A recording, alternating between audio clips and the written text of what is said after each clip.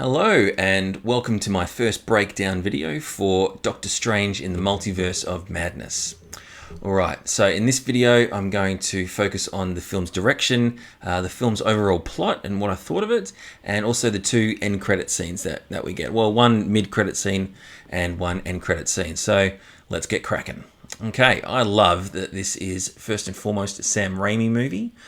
He puts plenty of his own creative flair into this film, and I'm really glad that he was able to do so much of that. So much so that I'm going to give to you my favourite Raimi moments from the film. There are 5 of them.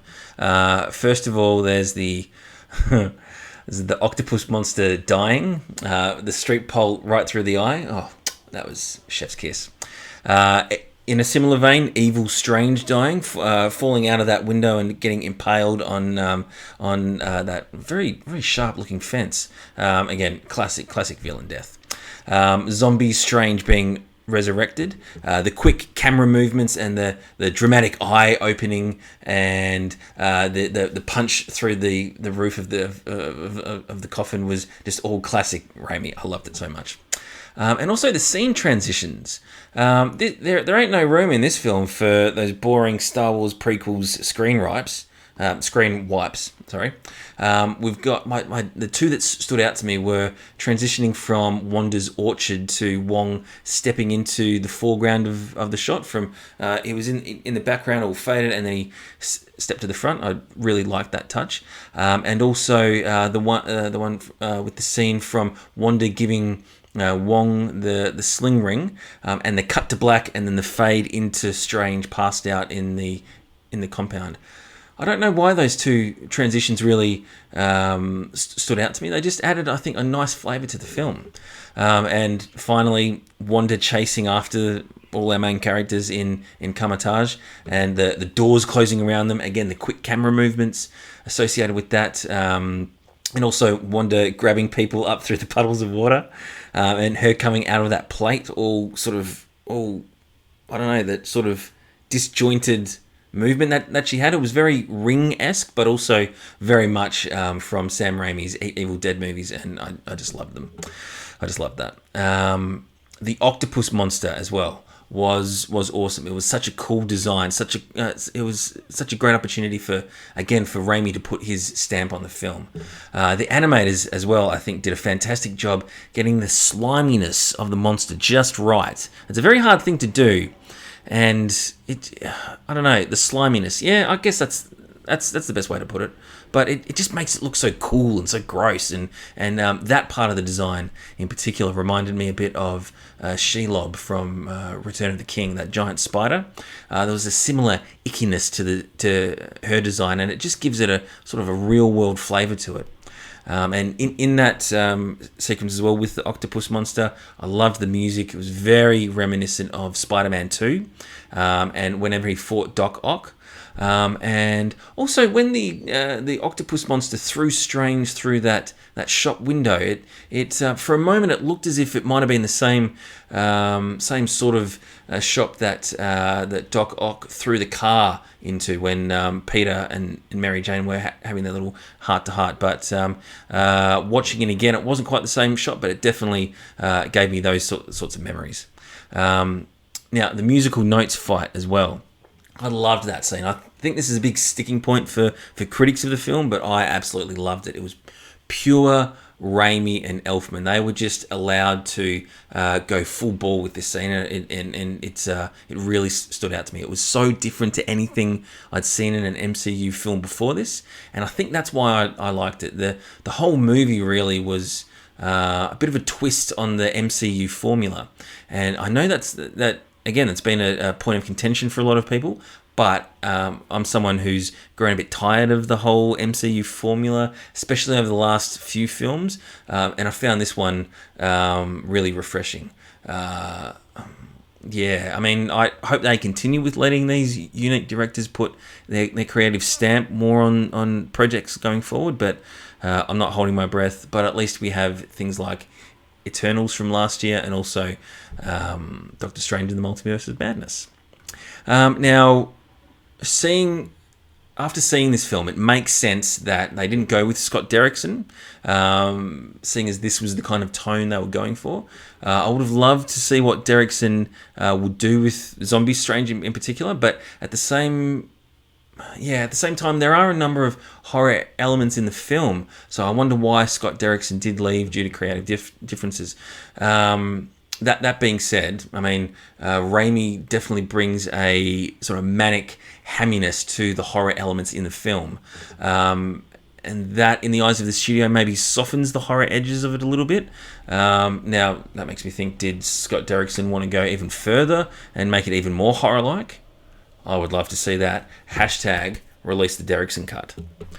Now, onto the plot. The opening scene is what makes, I think, Doctor Strange a really unique hero, and what I love most about his movies. Again, Raimi was really able to put he had a lot of creative freedom, it said. It seemed. And it seemed as well that he was able to go to town and do whatever he wanted, and it was marvelous. Then the next sort of major scene is the wedding, and I like the little exchange between Dr. West and Doctor Strange, where West confronts him about whether it had to happen that way, whether he had to give Thanos the time stone. I mean, it's not said explicitly, but that's what's implied. And I think they could have gone further with that. I really love that point, that the questioning that people would have about whether what he did was right.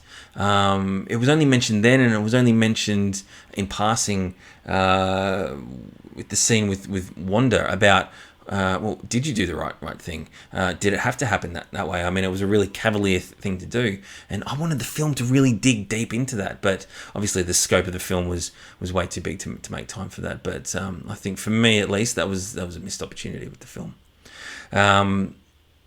It was a bit of weird off-screen development, like plot development as well. At the end of the film, Strange is in complete agony when the third eye appears. I mean, he's on his knees, he's screaming in the street.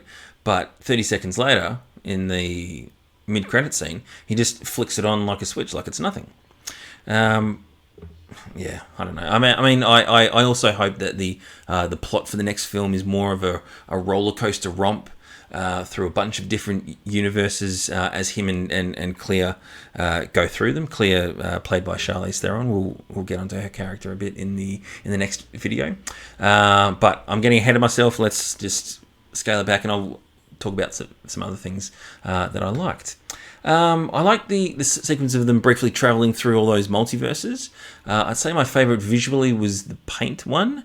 And it just looked kind of gross, but interesting, the way the paint sloshed around as they moved. However, just to balance out something that I liked, at that point in the film, they had an opportunity to make it a bit of a chase movie through all these different universes, but we just kind of really spend time in two other universes apart from our 616 universe. That's the dead-looking universe with the evil Doctor Strange, and also the 838 universe. Now, keep up, because there's going to be a lot of references to 838, 616, Evil Strange. So I'm going to try to go slowly so that I don't get confused, and hopefully that prevents you guys from getting confused as well. Anyway, the fact that we were only really in 3 universes was kind of disappointing, considering the title of the film is The Multiverse of Madness. So I would have thought they would have gone through dozens of these things, and the fact that you've got Sam Raimi as a director who could go nuts with a plot like that. But it could have just been a chase movie running from Wanda, and at the same time they could have looked for America Chavez's mothers. I assume, though, that she will find them in a future film, but I think it would have been nice to wrap up that story thread in this film. But that being said, that's the Marvel way. Introduce heaps of story threads in each film that will eventually pay off down the line. Anyway, that's just the MCU formula, I guess. Now, in terms of the humor of the film, I like this. I like the humor in this film a lot more than I have in many other MCU films. Again, I don't know why. it just seemed a bit more naturally woven into the dialogue and the back and forth with the characters, rather than just shoehorning in all these quips and just seemingly just meeting a quota of quips that they had to with each film. When they arrived in the 838 universe, the film did start to lose momentum for me a little bit. The film sort of just stopped in order to do the Illuminati like fan service part of the film. I think it was misplaced for me in the stage of the film that it was placed in. It felt a bit, again, like they were stopping the film to do a 20-minute chunk of fan service without it really serving a greater purpose for the film. And I do think that plot-wise it was a missed opportunity that our 616 Strange didn't meet up with the 838 Strange who had been a part of the Illuminati. My alternate take would be if the Illuminati had punished their Strange by trapping him somehow in the incursion universe he created, and that's where Wanda sends 616 Strange and Christine after she takes America away. That it could have been a nice back and forth between the two Strangers.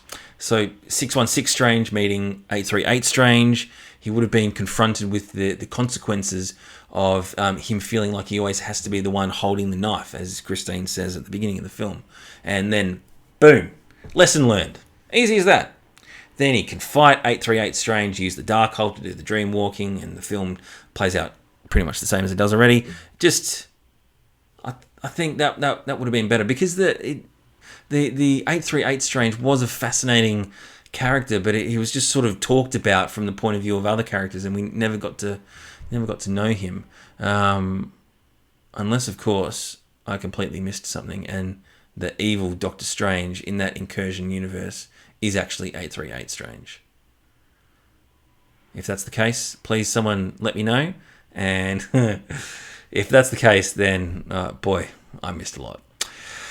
Okay, finish off the video, we will talk about the credit scenes. All right, so the mid-credit scene that we get is 616 Strange walking down the street, just minding his own business, when Charlize Theron appears behind him and says that they need to fix the mess that he made, and cuts open a portal to another universe.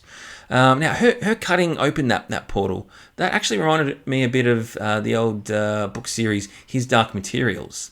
And the way that Will in the second and third books would use the subtle knife to do the same kind of thing. Anyway, it's a pretty cool mid-credit scene that hints at a fun adventure in the next film. And in that scene, Charlize Theron plays a character named Clea. Now, I had never heard the character before, so I did a little bit of research. So here we go. Here's your lesson for the day. So in the comics, Clea is Sorceress Supreme of the Dark Dimension. So she's a mirror to Doctor Strange, who in the comics anyway, is Sorcerer Supreme in our universe. She has powers comparable to Doctor Strange, but she also has greater strength than an earthly human, and she can generate her own mystical energy that she can draw upon. So how about that? That's all a bunch of gobbledygook to me, but it sounds like she can kick serious ass, and hopefully we'll show off some of those awesome powers in the sequel. And of course, you can't go wrong casting Charlize Theron, so I'm all aboard. I'm looking forward to it. Now, the end credit scene is useless, really, much like Bruce Campbell is in this film, I'm sorry to say. Because it really is a shame to have wasted Bruce Campbell. He's usually such a fun inclusion in any film that he's in, but he felt really out of place and just awkwardly shoehorned in because he's a mate of Sam Raimi. Yeah, that was a bit disappointing. Anyway, all right, that's my first breakdown video for Doctor Strange in the Multiverse of Madness. I will link to my second breakdown video, which will have all the character and Illuminati stuff. So I hope you like this video. Please like it. Please subscribe to my channel for more content, and we will see each other again very soon. Bye.